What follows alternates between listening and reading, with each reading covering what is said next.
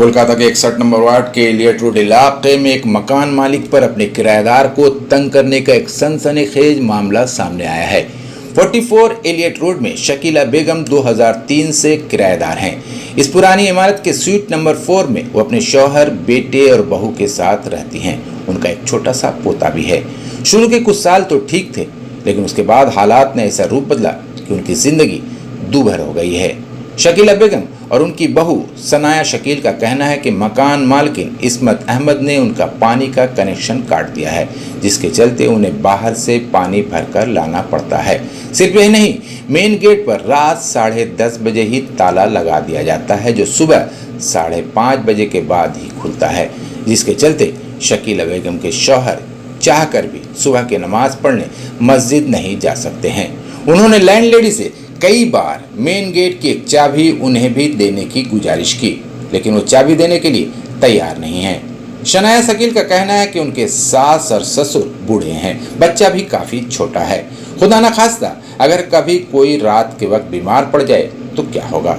शकीला बेगम और उनके घर वाले बेहद परेशान हैं। वो अपने बाथरूम तक की सफाई नहीं करवा पा रहे हैं। उनके फ्लैट के बगल की दीवार के पास खाली हिस्से को इस तरह ऊंचा कर दिया गया है कि बारिश का पानी उनके घर में घुस जाता है। सबसे गंभीर बात यह है कि वो अपने ऊपर हो रहे जुल्म की शिकायत पुलिस से भी कर चुकी हैं। पुलिस लैंडलेडी को कई बार समझा बुझा चुकी है, लेकिन उनके ऊपर कोई फर्क नहीं पड़ा।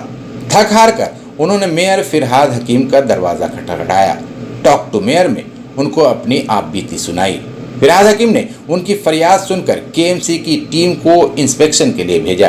केएमसी से तीन बार लोग आए, लेकिन लैंडलेडी टस से मस नहीं हुई हैं। शकीला बेगम और उनके घर वालों का कहना है कि उन्हें परेशान करने के पीछे असल मकसद उनसे उनका घर खाली करवाना है।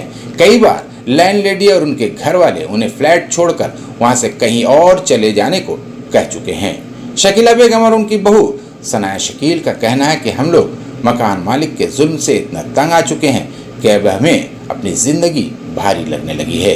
हम लोग मुख्यमंत्री ममता बनर्जी, मेयर फिरहाद हकीम और तमाम लोगों से गुजारिश करते हैं कि खुदा के वास्ते हमारी मदद करें। आइए सुनते हैं कि उन लोगों ने और क्या कुछ कहा।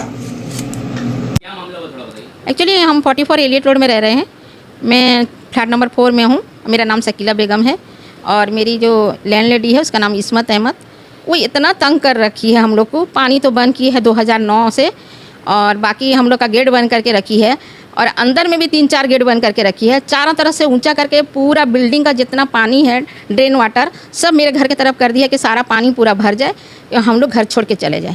और ऐसे ही बिना पैसा दिए भी हम घर छोड़ के अगर चले जाते हैं तो उसको आराम मिलेगा और वो कंस्ट्रक्शन करेगी। इसके हम लोग अपने चश्मेदीद देखे हैं। फ्लैट नंबर 2 मिस्टर तनखा थे, उनके घर को उन्हें दखल की है, ज़बरदस्ती करके गुंडा बदमाश ढुका के। जुम्मा का दिन था, कोई नहीं था, गेट में ताला डाल के यहाँ से दखल की है। और यही उसका बस मेन मकसद था, पानी नहीं देंगे, लाइन भी चोरी कर लेंगे, मीटर ज़्यादा आएगा, और उसके साथ साथ जितना जो कुछ कर गेट बंद करके रखेंगे, कपड़ा नहीं एक ठो बाहर डालने देगी, मैं लेटर बॉक्स नहीं लगाने दे रही है। कोई सामान एक ठो जगह लेके आए घर का काम करने के लिए 5 मिनट अगर बाहर रखेंगे, घर के अंदर रखो, घर के अंदर रखो। तुम्हारे बाप का तो अंदर है ना, बाहर में तो मेरे हम लोग का है ना। आप यहाँ से जितना जल्दी हो सके आप लोग यहाँ से मतलब कैसे भागें, यही वो चक्कर में रहती है। यहाँ से 20 साल से हम लोग हैं। 20 साल से ज़्यादा हो जाएगा, बच के कम नहीं, लेकिन वो हमको तंग कर चुकी है। इतना तंग करती है कि दिन रात 24 घंटा। सुसाइड नहीं किए हैं, नहीं तो हम लोग को सुसाइड करने तक तंग कर चुकी है। 2 बार उनका हार्ट अटैक है। और फिर मेरा बच्चा का लड़का का छोटा बच्चा है 1 साल 2-3 में 3-4 महीने का, उसको भी बाहर कैसे लेके जाएंगे। कभी बीमार हो गया, कभी मेडिसिन लाने 5 मिनट अगर मेडिसिन लाने जाएंगे तो वहाँ से आने टाइम में देखिए अगर 10:30 से 10:30 बजे 10-10:30 बजे के बाद 1 मिनट भी नहीं छोड़ती है। 10:30 बजे गेट बंद हो गया, अगर मैं अंदर हूँ तो मैं अंदर, मेरा हस्बैंड बाहर है तो वो बाहर है, वो और अंदर नहीं आ सकते। कितना बजे खुलता है? सुबह 6 बजे कभी खोलती है, कभी 6:30 बजे, कभी 5:30 बजे, ऐसा इस टाइम 7 बजे नहीं जाने देती है। हम लोग को मस्जिद का नमाज पढ़ने तक का नहीं देती है।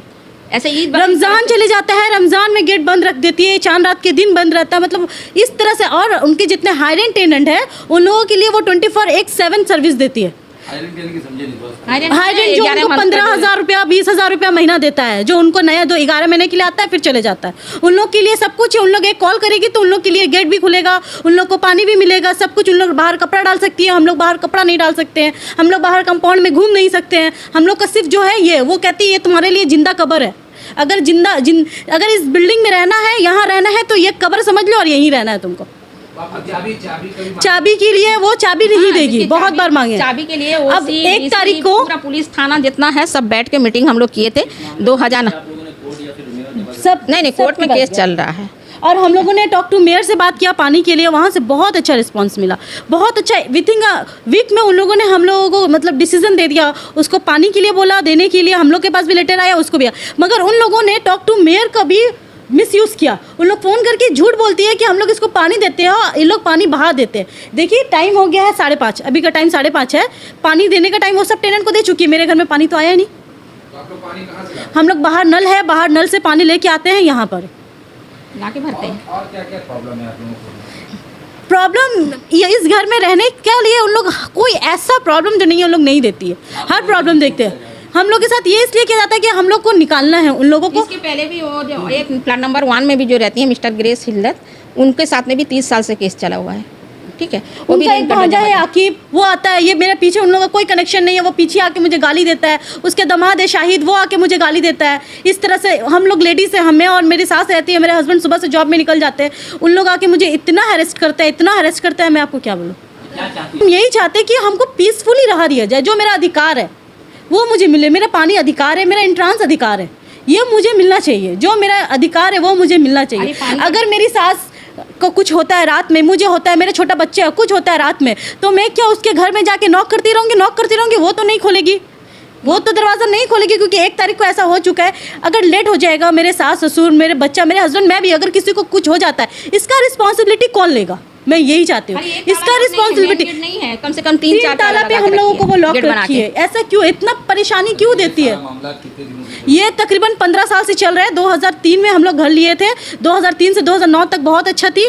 2009 के बाद 2009 में उन लोग बोली कि हम लोग कुछ पैसा दे रहे हैं, आप लोग घर खाली कर दीजिए। हम लोग ने कहा नहीं, हम लोग कहाँ जाएंगे।